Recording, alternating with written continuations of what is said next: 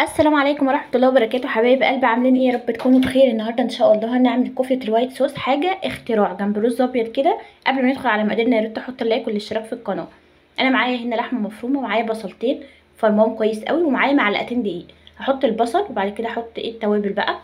عندي معلقه ملح، معلقه فلفل اسود، معلقه بهارات لحمه، ماشي، شويه رشه جوز الطيب، شويه توم باودر، وشويه بصل باودر، وبس كده. هحط الدقيق بقى وافضل اقلب كده كويس، كله يندمج مع بعض اهو. اهم حاجه التقليب ده يا جماعه عشان كل حاجه تدخل في بعضها اهوت. اول ما احس ان هي كده تمام خلصت خلاص، جيب طبق بقى جنبي كده، وابدا اخد حته صغيره كده وافضل اشكلها لكوره صغيره اهو. ما شاء الله خلص الكميه كلها بقى زي ما انتم شايفين كده. كده خلاص يا جماعه انا خلصت. اروح بقى على النار اجيب طاسه احط فيها معلقه سمنه اهوت. اول ما تبدا تسخن هقوم منزله كور اللحمه اللي انا عاملاها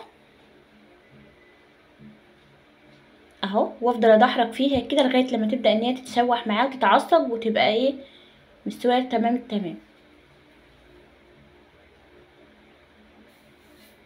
زي ما انتم شايفين كده هفضل ادحرج فيها كده لغايه لما تبدا ان هي تستوي معايا. ما شاء الله ولا فكت ولا اي حاجه، اهيت زي الفل وكان طعمها حكايه. كده حبايبي هي خلاص خلصت معايا وبقت زي الفل. هبدا بقى ان انا اشيلها، بس هحاول ان انا اصفيها على قد ما اقدر من السمنه اللي هي فيها.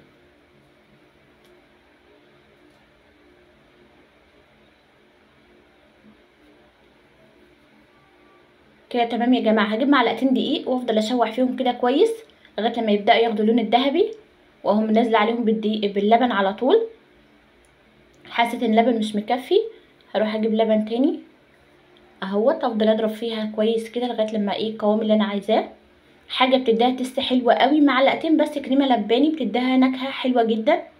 زي ما انتم شايفين كده هحط رشه فلفل اسود ورشه ملح وهقلب. واول ما يبدا يغلي هقوم منزله فيه كور اللحمه بتاعتي على طول اهوت. زي ما انتم شايفين بسم الله ما شاء الله. ايه رايكم في جمالها؟ لا بجد اختراع. ولو عجبكم الفيديو يا جماعه يا ريت تحطوا اللايك والاشتراك في القناه.